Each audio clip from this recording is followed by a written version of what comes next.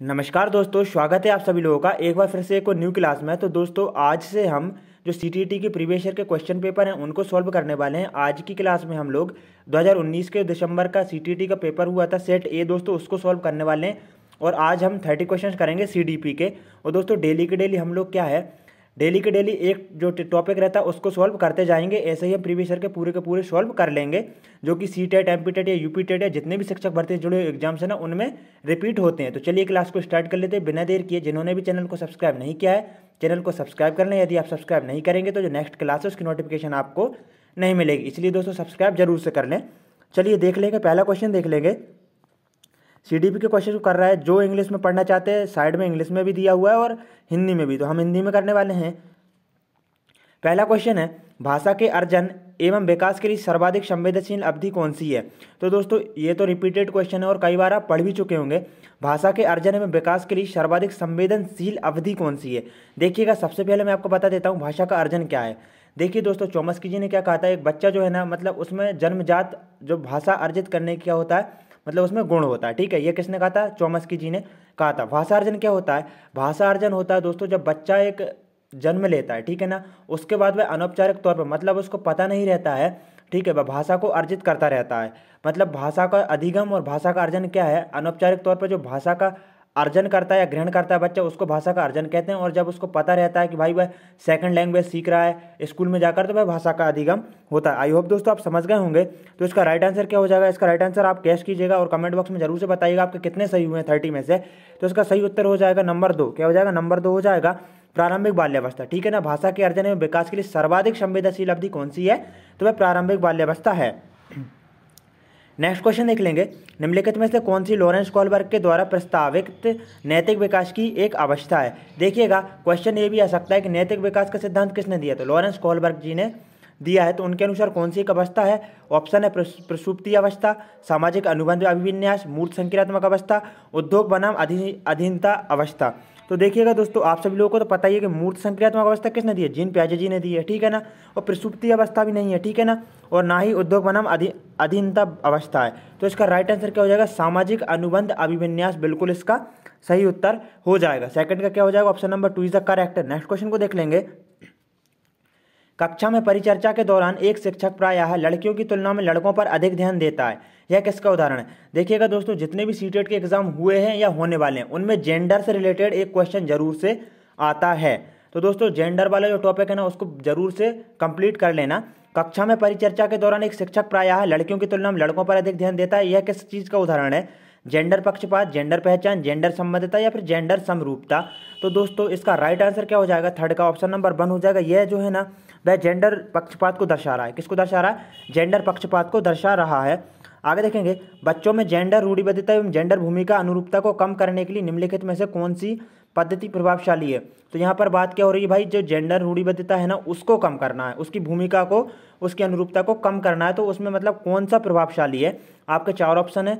तो देखेंगे दोस्तों, जेंडर पक्षपात के बारे में परिचर्चा करना, ठीक है, ये हो सकता है, लेकिन दोस्तों हमको क्या देखना है? सबसे अच्छा ऑप्शन, ठीक है ना, जेंडर विशिष्ट भूमिकाओं को महत्व देना, जेंडर पृथक खेल समूह बनाना। देखिए पृथक नहीं करेंगे, ठीक है ना, एक नेगेटिव टैग वर्ड्स है, नेगेटिव और पॉजिटिव टैग वर्ड्स की भी एक क्लास आपकी ले ली जाएगी। जेंडर पृथक बैठने की व्यवस्था करना, देखिए पृथक अलग से बैठने की व्यवस्था भी नहीं करेंगे, ठीक है ना, ना ही पृथक खेल समूह करेंगे।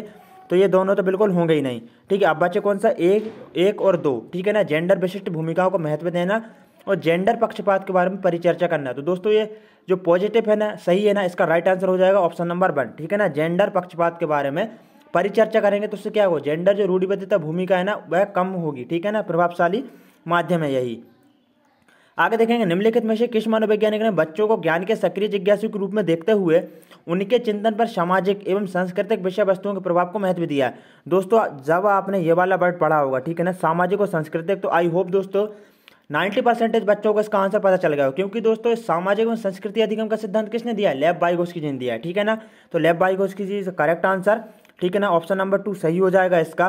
क्योंकि दोस्तों लेव वाइगोत्स्की जी क्या कहते हैं कि जो बच्चे हैं ना ज्ञान के सक्रिय जिज्ञासु के रूप में देखते हुए उनके चिंतन पर सामाजिक एवं सांस्कृतिक विषय वस्तुओं के प्रभाव को महत्व दिया, तो लेव वाइगोत्स्की जी ने दिया। वहीं पर जॉन भी मतलब कि वाटसन जी की बात करेंगे तो इन्हें व्यवहारवाद का जनक कहा जाता है, ठीक है ना। जीन पियाजे जी को संज्ञानात्मक विकास के जनक हैं और इन्होंने 4 अवस्था बताई, कौन कौन सी? संवेदीगामक अवस्था, ठीक है। पूर्व संक्रियात्मक अवस्था जो कि 2 से लेकर 7 वर्ष तक रहती है, और मूर्त संक्रियात्मक अवस्था जो कि 7 से 11, और अमूर्त संक्रियात्मक अवस्था जो कि 11 से 15 वर्ष की रहती है। और उसके बाद बात करेंगे लॉरेंस कोहलबर्ग। तो इन्होंने क्या है, नैतिक विकास का सिद्धांत दिया है। दोस्तों एक क्वेश्चन के साथ यहाँ पर हम लोग कई क्वेश्चंस को करते जा रहे हैं। चलिए देख लेते हैं। 6th क्वेश्चन है, जिज्ञासा पहेली, ठीक है ना। जिज्ञासा पहेली को करते समय 5 वर्ष की नज़मा स्वयं से कहती है नीला टुकड़ा, ठीक है ना, कहाँ है? नहीं, यह वाला नहीं, गाढ़े रंग वाला, जिससे यह जूता पूरा बन जाएगा। इस प्रकार की वार्ता को वाइगोत्स्की किस तरह संबोधित करते हैं? देखिएगा दोस्तों, क्या है, वाइगोत्स्की जी और जो जीन पियाजे जी जो है ना, जब एक बच्चा खुद से बात करता है तो उसके एक अलग अलग उन्होंने क्या है, मतलब कि एक पॉइंट बताया है, ठीक है ना, एक शब्द बताया है। तो वह क्या है, तो इसको याद जरूर से रखना। यदि वाइगोत्स्की नहीं आता, जीन पियाजे जी से आता है। चलिए देख लेते हैं। तो इसका जो वाइगोत्स्की जी जो है ना, उन्होंने इस शब्द को क्या कहा है, उन्होंने इस शब्द को कहा है व्यक्तिगत वार्ता, ठीक है ना। जब बच्चा स्वयं से बात करता है ना, तो वाइगोत्स्की जी ने उसको कहा है व्यक्तिगत वार्ता। और वहीं पर बात करेंगे आत्म केंद्रित वार्ता, किसने कहा है? जीन पियाजे जी ने कहा है। दोस्तों इनको अच्छे से याद रख लेना। व्यक्तिगत वार्ता लेव वाइगोत्स्की जी ने कहा है, और वहीं पर बात करेंगे आत्म केंद्रित वार्ता का, तो ये कहा है जीन पियाजे जी ने। और वहीं पर एक बात और दोस्तों, पाड़ या ढांचा, ठीक है ना, ये शब्द किसने दिया? तो वाइगोत्स्की जी ने दिया है। नेक्स्ट क्वेश्चन को देख लेंगे। बच्चों को संकेत देना तथा आवश्यकता पड़ने पर सहयोग प्रदान करना निम्नलिखित में से किसका उदाहरण है? ठीक है ना। देखिए, बच्चों को संकेत देना तथा आवश्यकता पड़ने पर सहयोग प्रदान करना निम्नलिखित में से किसका उदाहरण है? तो 7 का राइट आंसर क्या हो जाएगा? इसका 4 हो जाएगा, ठीक है ना। देखिए दोस्तों, आप क्या है, मतलब कि पाड़ या ढांचा, सहयोग प्रदान करना, ठीक है ना, सामाजिक संस्कृति का जाए, तो वहाँ पर आप वाइगोत्स्की जी लगा देंगे, या वाइगोत्स्की जी से रिलेटिव जो भी उन्होंने वर्ड्स दिए हैं, जैसे कि व्यक्तिगत वार्ता हो गया, ठीक है, उन्होंने इसके फोल्डिंग दिया है, तो यहाँ पर ये वाला इसका राइट आंसर हो जाएगा। बच्चों को संकेत देना तथा आवश्यकता पड़ने पर सहयोग प्रदान करना, ठीक है ना, ये किस में होता है? ये इसके फोल्डिंग में होता है, जिसको हिंदी में क्या बोला जाता है? पाड़ या ढांचा बोला जाता है। तो इसका राइट आंसर ऑप्शन नंबर 4 हो जाएगा। दोस्तों बताइएगा जरूर आपके कितने सही हुए हैं। निम्नलिखित व्यवहारों में से कौन सा जीन पियाजे के द्वारा प्रस्तावित मूर्त संक्रियात्मक अवस्था को विशेषित करता है? यहाँ पर मूर्त संक्रियात्मक अवस्था की बात हो रही है, तो इसका राइट आंसर ऑप्शन नंबर 2 हो जाएगा, ठीक है ना। देखिएगा दोस्तों, मूर्त संक्रियात्मक अवस्था की सबसे पहले आपको अवधि जानना है, ठीक है ना, क्योंकि अवधि पूछ ली जाती है। 7 से 11 वर्ष है, ठीक है ना। कब से कब है? 7 से 11 वर्ष है, ठीक है। परिकल्पनात्मक, निगमनात्मक तर्क, साध्यात्मक विचार, तो दोस्तों ये पता है कहाँ पर आ जाएगा? निगमनात्मक तर्क तो अमूर्त संक्रियात्मक अवस्था का है, ठीक है ना। ठीक है, उसके बाद बात करेंगे पदार्थ स्थायित्व, आस्थिगत अनुकरण, तो ये संवेदीगामक अवस्था का प्रतीकात्मक खेल और विचारों की अनुत्क्रमणीयता, ये हो जाएगा पूर्व संक्रियात्मक अवस्था का। लेकिन दोस्तों संरक्षण और कक्षा समावेशन या उत्क्रमणीयता भी आ जाता ना, तो वह कौन सा आ जाता है? मूर्त संक्रियात्मक अवस्था आ जाता है। इसलिए दोस्तों राइट आंसर ऑप्शन नंबर 2 हो जाएगा। नेक्स्ट क्वेश्चन को देखेंगे। बच्चों के संज्ञानात्मक विकास के संदर्भ में निम्नलिखित में से कौन सी जीन पियाजे जी की संरचना है? दोस्तों जीन पियाजे जी ने एक संरचना दी है, ठीक है ना। आपके माइंड में एक, मतलब कि जो मानसिक विकास है उसके संबंध में एक वर्ड दिया है, वह कौन सा शब्द है, ठीक है ना, उसको बताना है। यहाँ पर क्या स्कीमा दिया है, अवलोकन दिया है, अनुबंधन दिया है, प्रबलन दिया है। देखिए दोस्तों, प्रबलन पर किसने? CL हल जी ने, ठीक है, अध्ययन किया। अनुबंधन पावलव जी ने बताया, ठीक है। अवलोकन अधिगम किसने बताया है? तो यहाँ तक दोस्तों जो अल्बर्ट बंडूरा जी है ना, उन्होंने अवलोकन अधिगम का सिद्धांत दिया है। लेकिन दोस्तों स्कीमा को, मतलब कि जो जीन पियाजे जी जो है ना, वे क्या कहते हैं? बच्चों के संज्ञानात्मक विकास के संदर्भ में कौन सा जीन पियाजे जी की, मतलब एक माइंड की संरचना है, तो वह स्कीमा है, ठीक है ना। जीन पियाजे जी ने एक स्कीमा वर्ड दिया, तो राइट आंसर यही हो जाएगा, मानसिक विकास से रिलेटेड। नेक्स्ट क्वेश्चन है, आकलन का प्राथमिक उद्देश्य क्या होना चाहिए? ठीक है ना, आकलन का प्राथमिक उद्देश्य क्या होना चाहिए? दोस्तों इसका सही उत्तर हो जाएगा ऑप्शन नंबर 2, ठीक है ना। ऑप्शन नंबर 2 देख लेंगे एक बार। संबंधित अवधारणाओं के बारे में बच्चों की स्पष्टता तथा भ्रांतियों को समझना। बिल्कुल, बच्चों की क्या कठिनाइयाँ हैं, क्या भ्रांतियाँ हैं, किस चीज़ में उनको कठिनाई आ रही, क्या नहीं सीख पा रहा है, ये सभी क्या है? आकलन का एक प्राथमिक उद्देश्य है। अब विद्यार्थियों के लिए श्रेणी निश्चित करना। देखिए श्रेणी तो बिल्कुल निश्चित नहीं करेंगे, याद रखना दोस्तों, श्रेणी बिल्कुल निश्चित नहीं करना। यहाँ जहाँ पर भी ये आए और क्वेश्चन जो है ना वह पॉजिटिव है, तो ये आंसर होगा ही नहीं, याद रखना, ठीक है ना। विद्यार्थी को प्राप्त अंकों के आधार पर बिल्कुल नामांकित नहीं करेंगे, ना ही उनको रिपोर्ट कार्ड में अनुत्तीर्ण और उत्तीर्ण करेंगे, क्योंकि इससे क्या होगा? बच्चे का जो आत्मविश्वास है वह डाउन हो जाएगा, ठीक है ना। तो ये नहीं करेंगे। राइट आंसर ऑप्शन नंबर 2 हो जाएगा। निम्नलिखित कथनों में से कौन सा बुद्धि के बारे में सही है? ठीक है ना, यहाँ पर बुद्धि के बारे में सही पूछ रहा है दोस्तों। मैं आपको, ठीक है ना, मतलब व्याख्या सहित बताता जा रहा हूँ दोस्तों। क्लास थोड़ी लंबी होगी, लेकिन क्या है दोस्तों, यदि आप 30 क्वेश्चन कर लेंगे ना, तो इससे आपके बहुत ज़्यादा मतलब टॉपिक्स क्लियर हो जाएंगे। यदि जिन पेज से रिलेटेड क्वेश्चन आता है तो हम उनसे संबंधित कई क्वेश्चंस को और भी कर लेते हैं। तो 11 का सही उत्तर हो जाएगा ऑप्शन नंबर 4, ठीक है ना। देखेंगे, बुद्धि बहुआयामी है तथा जटिल योग्यताओं का एक समूह है। बिल्कुल सही बात है, ठीक है ना। बुद्धि एक तत्व नहीं है, भले ही मनोवैज्ञानिकों ने कहा है, लेकिन बुद्धि बहुआयामी है। अब देख लेंगे, बुद्धि एक निश्चित योग्यता है, निश्चित योग्यता नहीं है, ठीक है ना। बुद्धि को मानकीकृत परीक्षणों के प्रयोग से सटीक रूप से नहीं मापेंगे, ठीक है ना। सटीक नेगेटिव टैग वर्ड से, ठीक है ना, बिल्कुल नहीं होगा सही उत्तर। बुद्धि एक एकात्मक कारक है तथा एकाकी विषयक है, दोस्तों ये भी नहीं होगा। दोस्तों एक क्वेश्चन पूछ लेता हूं मैं, मुझे तीसरा नंबर का जो ऑप्शन है इससे याद आ गया कि एक तत्व बुद्धि के सिद्धांत किसने दिया, आपको कमेंट बॉक्स में जरूर से बताना। राइट आंसर ऑप्शन नंबर 4 हो जाएगा। क्वेश्चन नंबर 11 का, रूही हमेशा समस्या के एकाधिक समाधानों के बारे में सोचती है, इनमें से काफ़ी समाधान मौलिक होते हैं, रूही किन गुणों का प्रदर्शन कर रही है। तो दोस्तों क्या है, एक अधिक, मतलब एक से अधिक समाधानों के बारे में सोच रही है। तो इसका राइट आंसर क्या हो जाएगा, 12 का राइट आंसर ऑप्शन नंबर 1 हो जाएगा। यहाँ पर सृजनात्मक विचार हो जाएगा, ठीक है ना, ये भी नहीं होगा, ना ये होगा, ना ही ये होगा। राइट आंसर ऑप्शन नंबर 1 से अधिक, यदि वह मतलब सोचती है एक से अधिक कारणों के बारे में, तो वहाँ पर सृजनात्मक विचार होता है या अपसारी चिंतन होता है, ठीक है ना। 13 का देख लेंगे दोस्तों, 13 का देखेंगे, शिक्षण अधिगम प्रक्रिया में वंचित समूह से संबंधित विद्यार्थियों के द्वारा सहभागिता कम होने की स्थिति में एक शिक्षक को क्या करना चाहिए। क्वेश्चन को आपको अच्छे से पढ़ना है पेडागोजी के, यदि आप क्वेश्चन को अच्छे से नहीं पढ़ेंगे तो सही उत्तर लगाने में दोस्तों कठिनाई हो सकती है। 13 का राइट आंसर ऑप्शन नंबर 4 हो जाएगा। शिक्षण अधिगम प्रक्रिया में वंचित समूह से संबंधित विद्यार्थियों के द्वारा सहभागिता कम होने की स्थिति में एक शिक्षक को क्या करना चाहिए। तो भाई उसको क्या करना चाहिए, अपनी शिक्षण पद्धति पर विचार करना चाहिए तथा बच्चों की सहभागिता में सुधार करने के लिए नए तरीके ढूंढना चाहिए। ये वाला बिल्कुल सही हो जाएगा, पॉजिटिव है, ठीक है ना। बच्चों को विद्यालय छोड़ने के लिए बिल्कुल नहीं कहेंगे। इस स्थिति को जैसी, मतलब कि इस स्थिति को जैसी ये स्वीकार कर लेना, ये भी नहीं है कि वैसी की वैसी स्वीकार कर लेना। इन विद्यार्थियों से अपनी अपेक्षाओं को कम करना, ये भी नहीं होगा दोस्तों। राइट आंसर ऑप्शन नंबर 4 हो जाएगा। कुछ नहीं करना दोस्तों, आपको बस नेगेटिव टैग वर्ड्स देखना है क्या क्या है, तो वह होगा नहीं। पॉजिटिव टैग वर्ड्स देखकर आपको आंसर आप लगा सकते हैं। एक समावेशी कक्षा में एक शिक्षक को विशिष्ट शैक्षिक योजनाओं को क्या करना चाहिए। तो दोस्तों तैयार नहीं करना चाहिए, कभी कभी तैयार करना चाहिए, सक्रिय रूप से तैयार करना चाहिए, या फिर तैयार करने के लिए हतोत्साहित करना चाहिए। देखिए हतोत्साहित तो बिल्कुल नहीं करेंगे, ठीक है ना, नेगेटिव टैग वर्ड्स है, ठीक है। तैयार करना चाहिए या फिर कभी कभी, अब कभी कभी क्यों करेंगे आप, ठीक है ना। ये दो तो होंगे नहीं, 4 और ये वाला नहीं होगा, ठीक है ना। अब 1 और 3 में कॉम्पिटिशन है, ठीक है ना। तो अब 14 का राइट आंसर क्या हो जाएगा दोस्तों, तैयार नहीं करना चाहिए, ठीक है ना। क्यों नहीं करेंगे, और कभी कभी तैयार कर, ये भी दोस्तों नेगेटिव टैग वर्ड्स है, और 4 भी। तो राइट आंसर ऑप्शन नंबर 4 हो जाएगा, ठीक है ना। सक्रिय रूप से तैयार करेंगे बच्चों को। पठन वैफल्य बच्चों के प्राथमिक लक्षण क्या हैं। पठन वैफल्य दोस्तों आपको याद आ रहा होगा, डिसलेक्सिया, क्या आ रहा होगा, डिसलेक्सिया, ठीक है ना। तो देखिएगा मैं इसकी आपको ट्रिक बता देता हूँ, ठीक है ना। डिसलेक्सिया किस चीज़ से संबंधित है, तो दोस्तों यहाँ पर एक वर्ड दिया हुआ है, ठीक है ना, LUX। तो आप इसको क्या पढ़ेंगे, बहुत से बच्चे जो मतलब इंग्लिश को सही से नहीं पढ़ पाते वो क्या लुक्स पढ़ेंगे, ठीक है ना, लुक्स, ठीक है ना। वर्ड ये क्या है, लक्स है, ठीक है ना। तो क्या हो जाएगा, ये पढ़ने में प्रॉब्लम आ रही ना, तो क्या हो जाएगा, डिसलेक्सिया, ठीक है ना, लुक्स, ठीक है ना। तो क्या आ जाएगा, डिसलेक्सिया किससे रिलेटेड है, यह रिलेटेड है पढ़ने से, ठीक है ना, पढ़ने से संबंधित विकार है। तो इसका राइट आंसर क्या हो जाएगा, देखिए न्यून अवधान तो होगा नहीं बिल्कुल, अपसारी चिंतन भी नहीं होगा। राइट आंसर ऑप्शन नंबर हो जाएगा 3, क्या हो जाएगा, ऑप्शन नंबर 3 हो जाएगा। 15 का क्या हो जाएगा, पठन वैफल्य धारा प्रवाह पढ़ने की अक्षमता हो जाएगा। शिक्षा का अधिकार अधिनियम 2009 में उल्लेख की गई समावेशी शिक्षा की अवधारणा निम्नलिखित में से किस पर आधारित है। समावेशी शिक्षा की बात हो रही, समावेशी शिक्षा क्या कहती है भाई, सभी बच्चों को मतलब एक ही छत के नीचे पढ़ाया जाए, मतलब कि समान बच्चों के साथ उनको पढ़ाया जाए। तो 16 का राइट आंसर हो जाएगा ऑप्शन नंबर 3, क्या हो जाएगा, ऑप्शन नंबर 3 हो जाएगा। देख लेंगे ऑप्शन नंबर 3 में क्या है, अधिकार आधारित मानवतावादी परिप्रेक्ष्य, ठीक है ना। दोस्तों ये जो मैं आपको आंसर बता रहा हूँ ना, ये बिल्कुल जो ऑफिशियल आंसर की ना उससे रिलेटेड बता रहा हूँ, ठीक है ना। तो आप दोस्तों कोऑपरेट कीजिएगा। इसका राइट आंसर ऑप्शन नंबर 3 हो जाएगा। व्यवहारवादी सिद्धांत आसक्त बच्चों के प्रति एक सहानुभूति नहीं देंगे, ठीक है ना, सहानुभूति कभी नहीं करेंगे, याद रखना। मुख्यतः व्यावसायिक शिक्षा उपलब्ध कराना, क्या मुख्य तौर पर आप सिर्फ व्यवसाय की शिक्षा उपलब्ध कराएंगे बच्चों को, नहीं दोस्तों, ऑप्शन नंबर 3 इज करेक्ट। आगे देख लेंगे, संरचनावादी ढांचे में अधिगम प्राथमिक रूप से, ठीक है ना, संरचनावादी ढांचे की बात हो रही है, ठीक है ना। इसमें अधिगम प्राथमिक रूप से किस प्रकार से होना चाहिए, तो 17 का राइट आंसर हो जाएगा, ऑप्शन नंबर 4 हो जाएगा। अब कैसे होगा इसको देख लेते हैं। यंत्रवत याद करना, याद करेंगे नहीं तो ये होगा नहीं। प्रबंधन पर केंद्रित, ये भी नहीं है दोस्तों। प्रबंधन पर केंद्रित मतलब हो जाएगा पुनर्बलन टाइप में देना, ठीक है ना, ये भी नहीं करेंगे। अनुबंध द्वारा अर्जित भी नहीं होगा। लेकिन दोस्तों अवबोधन की प्रक्रिया पर केंद्रित, ये सही उत्तर हो जाएगा बिल्कुल। 17 का राइट आंसर ऑप्शन नंबर 4 है। अनेक घटनाओं के बारे में बच्चों के द्वारा बनाए गए सहजानुभूत सिद्धांतों के संदर्भ में एक शिक्षक को क्या करना चाहिए।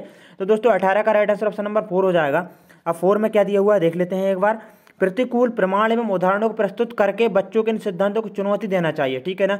अब देख लेते हैं दोस्तों ये क्यों है, क्योंकि अपन दोस्तों क्या है इन 3 को भी देख लेते हैं, क्योंकि यदि ये नेगेटिव है और 4 वाला ज़्यादा पॉजिटिव नहीं है तो दोस्तों वह भी सही उत्तर हो जाएगा। बच्चों के इन सिद्धांतों को अनदेखा नहीं करेंगे, बच्चों को दंडित भी नहीं करेंगे, बार बार याद करने। दोस्तों देखिए तीनों के तीनों बिल्कुल नेगेटिव है, तो जो बचा हुआ है राइट आंसर तो बिल्कुल होना ही है, क्योंकि ये पॉजिटिव है, ठीक है ना। राइट आंसर ऑप्शन नंबर 4 हो जाएगा।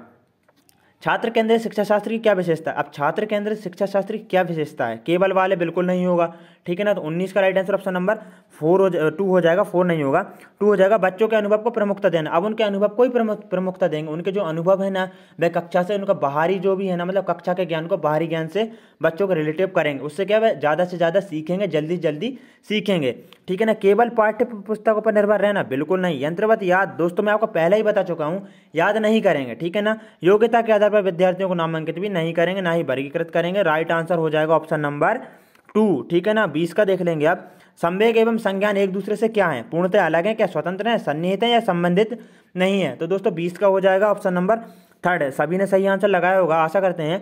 पूर्णतः अलग होगा नहीं, बिल्कुल। स्वतंत्र भी नहीं है दोस्तों, ठीक है। संबंधित भी नहीं है। राइट आंसर ऑप्शन नंबर 3 हो जाएगा, ठीक है ना। सन्निहित मतलब एक समाहित, एक दूसरे से परस्पर है, ठीक है ना, एक दूसरे के ही। संरचनावादी सिद्धांतों के अनुसार अधिगम के बारे में निम्नलिखित कथनों में से कौन सा सही है? ठीक है ना दोस्तों, संरचनावादी सिद्धांत के अनुसार अधिगम के बारे में, अधिगम का मतलब होता है सीखना, ठीक है ना। 21 का राइट आंसर ऑप्शन नंबर 4 हो जाएगा, ठीक है ना। अधिगम सक्रिय विनियोजन के द्वारा ज्ञान की संरचना की प्रक्रिया, बिल्कुल यही वाला सही है दोस्तों। यंत्रवत याद करने की प्रक्रिया होगा नहीं, ठीक है ना, स्मरण भी नहीं करेंगे। और अधिगम आवृत्ति संबंध के द्वारा व्यवहारों का अनुबंधन, ये भी नहीं है। राइट आंसर ऑप्शन नंबर 4 हो जाएगा। विद्यार्थियों को स्पष्ट उदाहरण एवं गैर उदाहरण देने के क्या परिणाम है? ठीक है ना, स्पष्ट उदाहरण एवं गैर जो उदाहरण है उनके क्या परिणाम है? तो 22 का उत्तर हो जाएगा ऑप्शन नंबर 1। अवधारणात्मक परिवर्तनों को प्रोत्साहित करने के लिए यह एक प्रभावशाली तरीका, बिल्कुल दोस्तों। विद्यार्थी को स्पष्ट उदाहरण एवं गैर उदाहरण देने का परिणाम यही होता है, ठीक है। भ्रांतियां या बार होगा नहीं, यह अवधारणाओं की समझ में अभाव पैदा करता है, ये भी ठीक नहीं है, ठीक है ना दोस्तों। आपको दिख रहे होंगे ये पूरे के पूरे क्या नेगेटिव प्रतीत हो रहे हैं, ठीक है ना। तो इसलिए राइट आंसर ऑप्शन नंबर 1 हो जाएगा, क्योंकि पॉजिटिव है क्वेश्चन के अनुसार। 23 नंबर क्वेश्चन है, बच्चों को अधिगम गतिविधियों में भागीदारी करने के लिए लगातार पुरस्कार देना व दंड का प्रयोग करने से क्या प्रभाव पड़ता है?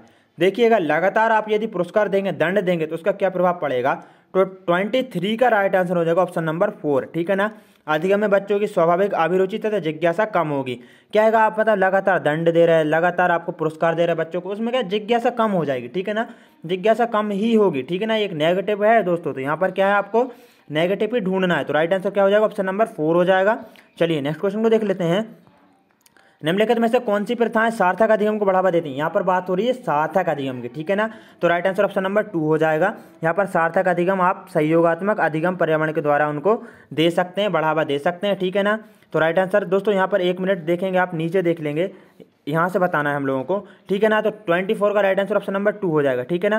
तो हम लोगों ने देखिए 2 तो लगा ही लिया था, बिल्कुल। यहाँ पर 3rd भी हो जाएगा, ठीक है ना। लेकिन निरंतर तुलनात्मक मूल्यांकन, अब यहाँ पर एक वर्ड आ रहा है नेगेटिव, ठीक है ना। तुलनात्मक नहीं करेंगे, ना ही शारीरिक दंड देंगे, इसलिए 1 और 4 तो बिल्कुल होंगे ही नहीं। इसलिए दोस्तों 1 और मतलब कि 4 नहीं होंगे। 2 और 3 इज द करेक्ट आंसर। 2 और 3 कहाँ पर है? ऑप्शन नंबर 2 में। तो राइट आंसर ये वाला हो जाएगा। 25 देखेंगे, शिक्षक बच्चों की जटिल अवधारणाओं की समझ को किस प्रकार सहज कर सकते हैं? ठीक है ना, जटिल अवधारणाओं की समझ को किस प्रकार सहज कर सकते हैं? तो 25 का राइट आंसर ऑप्शन नंबर 4 हो जाएगा। अन्वेषण का मतलब होता है खोज करना, अन्वेषण एवं परिचर्चा के लिए अवसर उपलब्ध करा गया, ठीक है ना। बच्चों को जटिल अवधारणाओं की समझ को सहज रूप से कर सकते हैं, ठीक है ना। राइट आंसर ऑप्शन नंबर 4 हो जाएगा। बाकी के भी देख लेंगे। यांत्रिक अभ्यास, यांत्रिक करेंगे नहीं। प्रतियोगितात्मक अवसरों की व्यवस्था करना, देखिए दोस्तों प्रतियोगिता नहीं कराएंगे, एक व्याख्या देकर व्याख्या भी नहीं देंगे, ठीक है ना, व्याख्यान देकर, तो ये भी नहीं। 26 देख लेंगे। 4 क्वेश्चन और हैं दोस्तों। एक प्राथमिक विद्यालय की अध्यापिका बच्चों को प्रभावशाली समस्या समाधानकर्ता बनाने के लिए किस प्रकार से प्रोत्साहित कर सकती है? ठीक है ना, क्या प्रभावशाली समस्या समाधान करता है, एक बच्चा समस्या को सॉल्व कर सके, ठीक है ना। तो 26 का राइट आंसर ऑप्शन नंबर 4 हो जाएगा। यहाँ पर 4 क्या दिया हुआ है? बच्चों को सहजानुभूत अनुमान लगाने के लिए प्रोत्साहित करके तथा उसी पर आधारित विचार मंथन करके। राइट आंसर ऑप्शन नंबर 4 हो जाएगा। बाकी के भी देख लेंगे, केवल नेगेटिव टैगवर्ड्स है, ठीक है ना। प्रत्येक छोटे कार्य के लिए भौतिक पुरस्कार वगैरह भी नहीं देंगे, ठीक है ना। गलत उत्तरों को स्वीकार करके एवं दंडित करेंगे ही नहीं, ठीक है ना। राइट आंसर ऑप्शन नंबर 4 हो जाएगा। निम्नलिखित अवधि में से किसमें शारीरिक वृद्धि एवं विकास तीव्र गति से घटित होता है? ठीक है ना, यहाँ पर अवस्था बताना है किसमें शारीरिक वृद्धि एवं विकास तीव्र गति से क्या होता है, घटित होता है। 27 का ऑप्शन नंबर 1 हो जाएगा। देखेंगे कौन सा है, शेषावस्था एवं प्रारंभिक बाल्यावस्था, ठीक है ना। शेषावस्था एवं प्रारंभिक बाल्यावस्था में जो बालकों का शारीरिक वृद्धि और विकास रहता है ना, वह तीव्र गति से होता है, ठीक है ना। मध्य बाल्यावस्था में बिल्कुल नहीं होता। मध्य बाल्यावस्था यहाँ भी दिया हुआ है, वयस्क अवस्था में भी नहीं होता, ठीक है ना। किशोर अवस्था में होता है, लेकिन दोस्तों यहाँ पर वयस्क अवस्था भी दिया है ना, तो ये नहीं होगा सही। राइट आंसर यही हो जाएगा। एक क्वेश्चन मैं आपसे पूछता हूँ, प्रारंभिक बाल्यावस्था की अवधि क्या होती है? आपको कमेंट बॉक्स में बताना है। 2 क्वेश्चन दिए दोस्तों, इनका आपको उत्तर कमेंट बॉक्स में जरूर से बताना और कितने सही हुए ये भी बताना। निम्नलिखित में से कौन सा विकास का सिद्धांत नहीं है? यहाँ पर क्या पूछ रहा है? विकास का सिद्धांत नहीं है, ठीक है ना, इसको याद रखना, ठीक है ना, नहीं है पूछ रहा है, ये नहीं पूछ रहा कि है, ठीक है ना। 28 का हो जाएगा ऑप्शन नंबर 4। विकास सार्वभौमिकता सांस्कृतिक संदर्भ इसे प्रभावित नहीं करते, ये गलत है, सांस्कृतिक संदर्भ इसे प्रभावित करते हैं, तो राइट आंसर यही हो जाएगा, ठीक है ना। क्वेश्चन नेगेटिव है तो आंसर भी नेगेटिव ही लगाएंगे। विकास आनुवंशिकता पर्यावरण दोनों के द्वारा प्रभावित होता है, बिल्कुल सही बात है। विकास परिवर्तनीय होता है, बिल्कुल होता है। विकास जीवन पर्यंत होता है, बिल्कुल होता है, तो राइट आंसर ऑप्शन नंबर 4 हो जाएगा, क्योंकि यहाँ पर नहीं पूछा है। व्यक्तिगत विभिन्नताओं का प्राथमिक कारण क्या है? व्यक्तिगत विभिन्नताओं का प्राथमिक कारण क्या है? तो 29 का राइट आंसर ऑप्शन नंबर 4 हो जाएगा। अब 4 में क्या दिया हुआ है? आनुवांशिकता एवं पर्यावरण के बीच जटिल परस्पर प्रक्रिया, ठीक है ना, क्रिया या प्रक्रिया दोनों एक ही बात है। तो दोस्तों यहाँ पर व्यक्तिगत विभिन्नताओं का प्राथमिक कारण यही हो जाएगा ऑप्शन नंबर 4। जन्मजात विशेषता, बिल्कुल बिल्कुल, केवल एक की बात हो रही है, ठीक है ना। पर्यावरण और ये दोनों जो है ना इसी में समाहित है, ठीक है ना। लोगों के द्वारा माता पिता से प्राप्त आनुवांशिक संकेत पद्धति कोड, अब आनुवांशिकता इसमें है ना, यहाँ पर पर्यावरण की बात भी हो रही है ना, तो राइट आंसर ऑप्शन नंबर 4 हो जाएगा। आज का लास्ट क्वेश्चन कर रहे हैं दोस्तों। चैनल को सब्सक्राइब नहीं किया, चैनल को सब्सक्राइब जरूर से कर लें, क्योंकि डेली क्लासेस आएंगी जो सीटीईटी के प्रीवियस ईयर के क्वेश्चन पेपर हैं उनकी। निम्नलिखित में से कौन सा द्वितीयक समाजीकरण एजेंसी का उदाहरण है? यहाँ पर द्वितीयक की बात हो रही है, ठीक है ना। परिवार प्राथमिक है, याद रखना, परिवार प्राथमिक है, जिसमें परिवार है वह राइट आंसर नहीं होगा। तो देख लेते हैं दोस्तों 30 का क्या हो जाएगा। यहाँ पर परिवार, ये तो बिल्कुल कट जाएगा, ठीक है, ये भी कट जाएगा, मतलब 2 कट गए, ठीक है ना। 1 और 2 कट गए हैं। अब बात कर लेते हैं 3 और 4 की, ठीक है ना। मीडिया एवं पास पड़ोस, मतलब पास पड़ोस, तो दोस्तों देखिएगा पास पड़ोस है ना, ये भी प्राथमिक एजेंसी के अंतर्गत आता है, तो उसका राइट आंसर विद्यालय हो जाएगा और मीडिया हो जाएगा, क्योंकि यह है द्वितीयक एजेंसी के अंतर्गत आता है। तो गाइज हम लोगों ने 2019 के दिसंबर का पेपर था ना, आपको जो ऑफिशियल आंसर की है ना, यदि आपको ये चाहिए तो आप टेलीग्राम चैनल से जुड़ सकते हैं। उसमें दोस्तों इसकी क्लास और इसकी ऑफिशियल आंसर की भी सेट एक ही आपको मिल जाएगी, वहाँ से डिस्क्रिप्शन में लिंक है, वहाँ से जाकर ज्वाइन हो जाइए। हम लोगों ने 30 क्वेश्चन को कर लिए हैं, जो कि सीटेट एमपीटेट वगैरह का जो एग्जाम आने वाला है ना, उसमें काफ़ी ज़्यादा दोस्तों यहाँ से रिपीट क्वेश्चन होने वाले हैं, ठीक है ना। यूपी टेट वगैरह में भी होते हैं। जय हिंद दोस्तों, वंदे मातरम। मिलते हैं एक और नेक्स्ट क्लास में। जिन्होंने सब्सक्राइब नहीं किया है सब्सक्राइब कर लें, साथ में लाइक करें और हो सके तो एक शेयर भी करें।